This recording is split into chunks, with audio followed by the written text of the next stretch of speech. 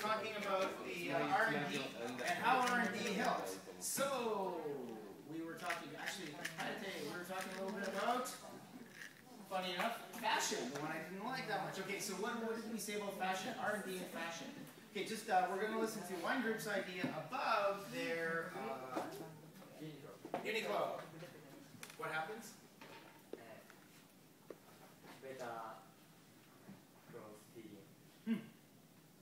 Better clothing feeling and extending the life of the product, right?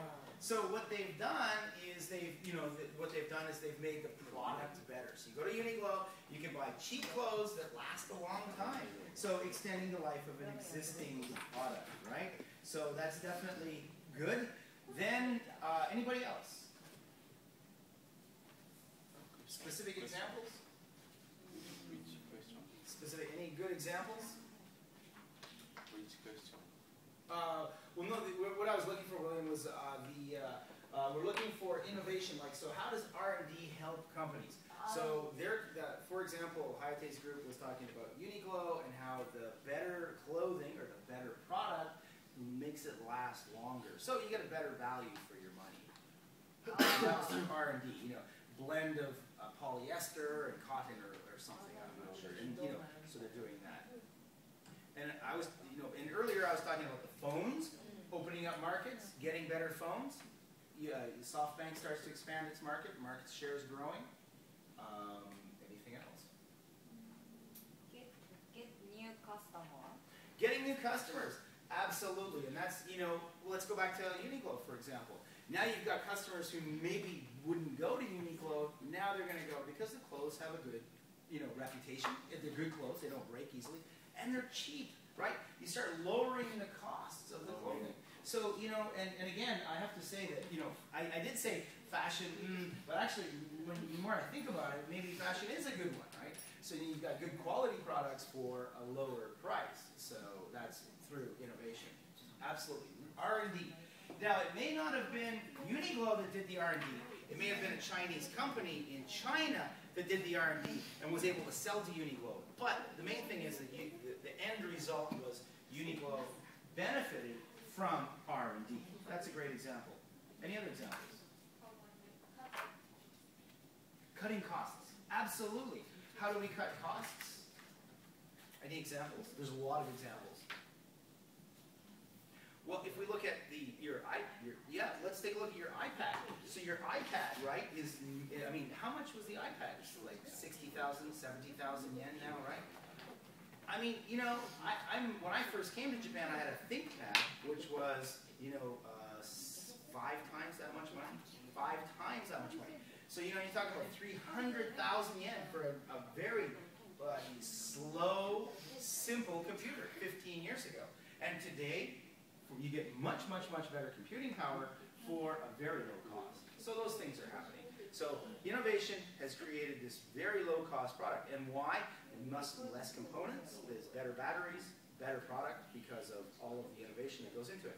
Apple's very well known for their innovation. So much lower costs. And then when it's only 60,000 yen, more and more people will buy it. So those are exactly points that we should be thinking about. Sure. Any others? One more example?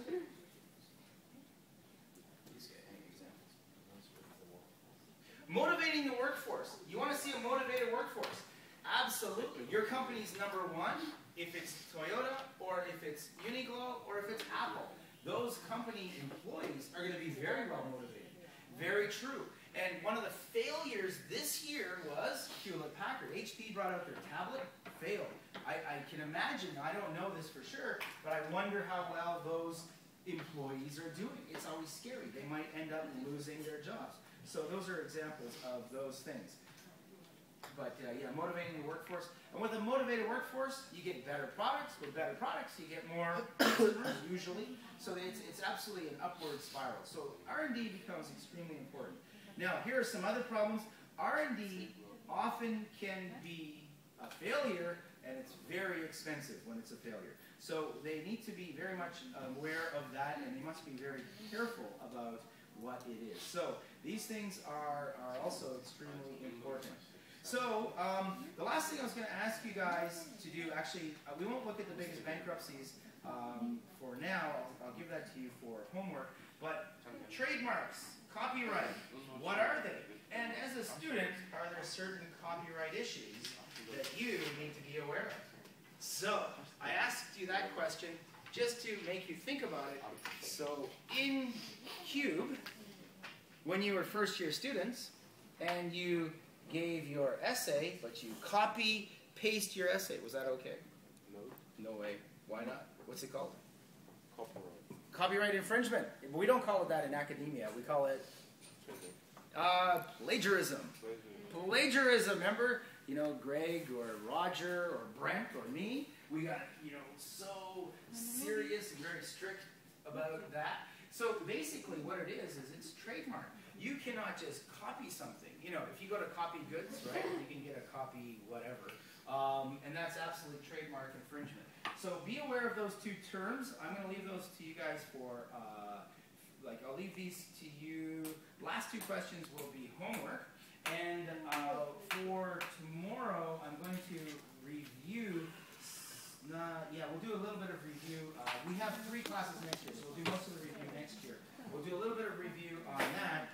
What we're going to do now, though, is I asked you guys to take a look at strategy. I asked you to do that for reading for this week. So what we're going to do is the last section of the course is going to be on corporate strategy. So what is corporate strategy and what are the different types? So remember some of the homework, the readings that I gave you guys. So please take a print, and I want you guys to figure out the 3 types of strategy. So page 295 in your book. Page 295 in your book. And here we're going to start looking at corporate strategy. What is this last section? The final section. Last section.